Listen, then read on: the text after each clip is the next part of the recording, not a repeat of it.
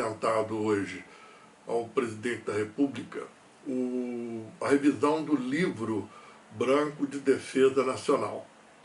No documento original, que foi feito com a colaboração de uma série de intelectuais do mais alto nível e diplomatas experientes, dos militares também, sob a coordenação do Mangabeira Unger, que é uma pessoa polêmica, mas ninguém pode questionar o calibre dele como um intelectual de peso, né?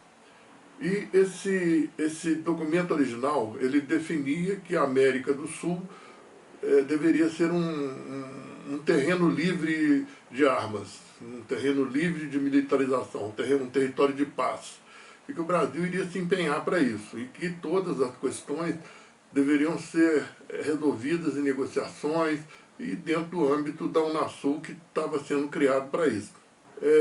E isso prosperou, isso funcionou, né? E outras funções das Forças Armadas seriam defender o Atlântico Sul, né? Principalmente as riquezas que estão nas águas territoriais brasileiras, principalmente o pré-sal, garantir a navegabilidade livre nesse oceano para o comércio de todas as nações e a defesa e proteção e preservação da Amazônia. Eram esses os fundamentos do documento original. Eis que a revisão que vai ser apresentada hoje tem uma mudança muito importante. Deixa de ver a América do Sul como um terreno de paz, um território de paz. E define já alguns inimigos. O primeiro é a Venezuela, que não tem problema nenhum com o Brasil, tem problema com os Estados Unidos. E o segundo, né, que é denominado como forças exóticas, claramente uma referência à China, né, e também à Rússia. O país, com isso, né, abdica de ser um promotor internacional da paz, do soft power, passa a ser um país que já coloca no horizonte a possibilidade de guerras, de levar brasileiros a morrerem em frente de batalha. E o pior, essas guerras que o Brasil deslumbra, elas não são nossas, elas são guerras americanas, o que mostra o grau de subserviência em que a gente chegou. E aí eu acho que tem muito a ver com a formação dos militares. Os militares de hoje, eles não são nacionalistas. Os militares de 64 até eram, né, com toda a truculência, com toda, né, a violência que eles impuseram no período da ditadura militar, eles eram nacionalistas. Isso aí tem a ver com a formação deles.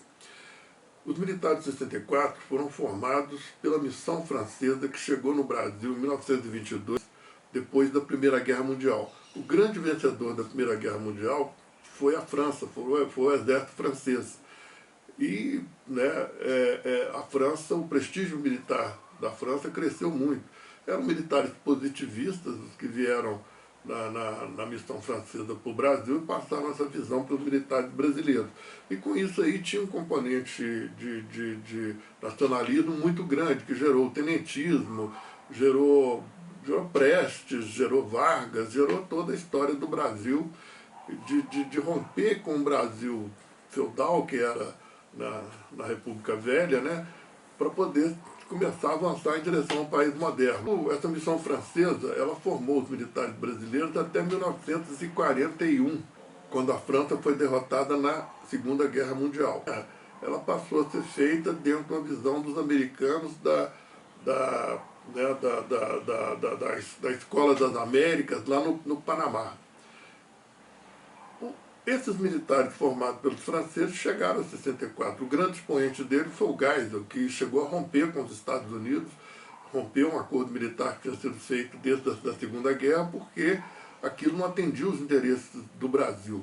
A formação que é dada pelos americanos é uma visão de esvaziamento intelectual nos termos de compreender a geopolítica, e é uma formação que prepara esses militares para serem auxiliares, né, das Forças Armadas dos Estados Unidos. Não é à toa que o comandante do Sul, né, o comandante dos Exércitos do Sul dos Estados Unidos e disse que o Brasil, que está muito satisfeito, porque o Brasil paga um general para trabalhar para ele. Então, é muito preocupante, né, esse livro branco, porque ele já coloca no horizonte uma guerra contra a Venezuela e um enfrentamento contra, né, a tendência da economia mundial, que caminha para o Oriente. A China, certamente, em muito pouco tempo, vai ser a maior potência econômica do mundo. E essa visão de guerra com a Venezuela e de enfrentamento com a China, será que isso interessa o Brasil?